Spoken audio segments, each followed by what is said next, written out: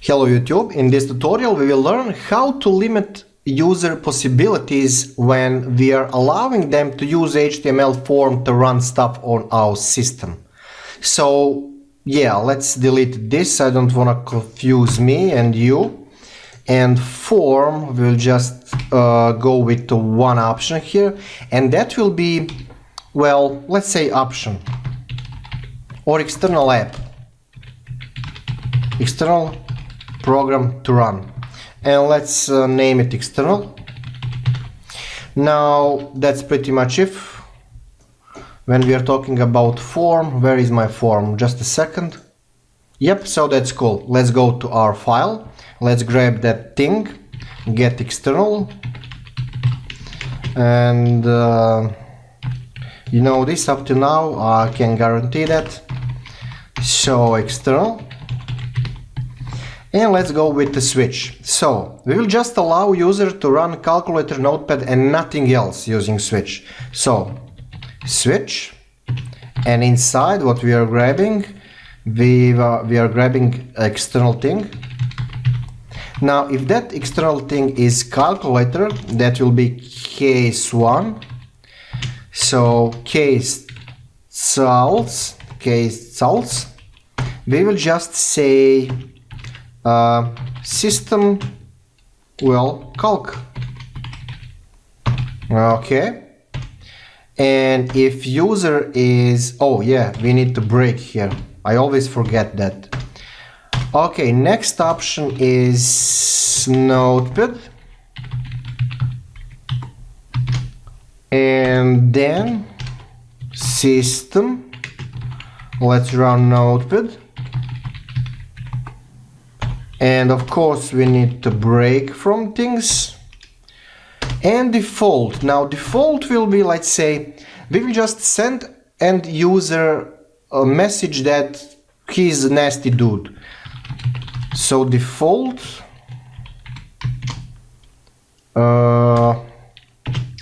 let's say echo, what the hell, echo, dude, what the hell, just calc and notepad are allowed, something like that. I think that we're pretty much cool here, so refresh and let's say ping, just to test things. Okay, that works. We can even use h1 here because that's kinda important. So h1, and down there we need to close it, h1. Dude, what the hell I'm doing here, I don't know.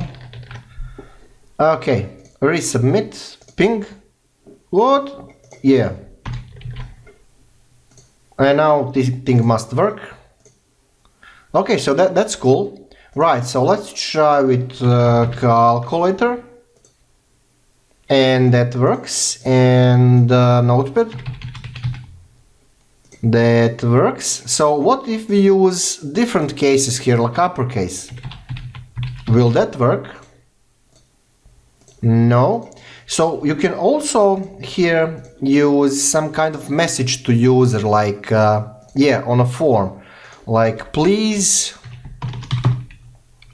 that will be h3, let's say, or h2, I don't know what is better here, h2,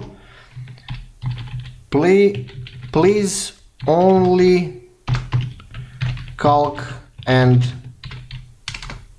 notepad, and we will use it like exactly like what they need to type. So yeah, and we can use bold here. Yeah, who cares, that's just, you know, message to user, nothing special here. So refresh, and that's pretty much it. So yeah, so end user now need to pay attention what he is typing basically. If we say uppercase C, will that work? No, so they must type lowercase salts, and that works. So yeah, pretty much short tutorial. Now you can play around if you wish with a combination of couple of fields if you want to do something. I don't know what's on top of your mind basically, but yeah, you can do a lot of stuff here. Just remember, when you're using switch, don't forget to break from system or from any other operation here pretty much.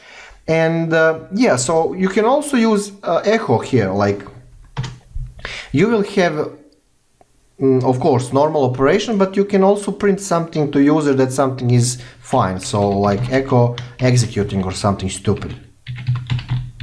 I think that will work. Let me see, where is my form, and there you go. So you have some kind of backup, I mean information to user, like yeah, so cool stuff.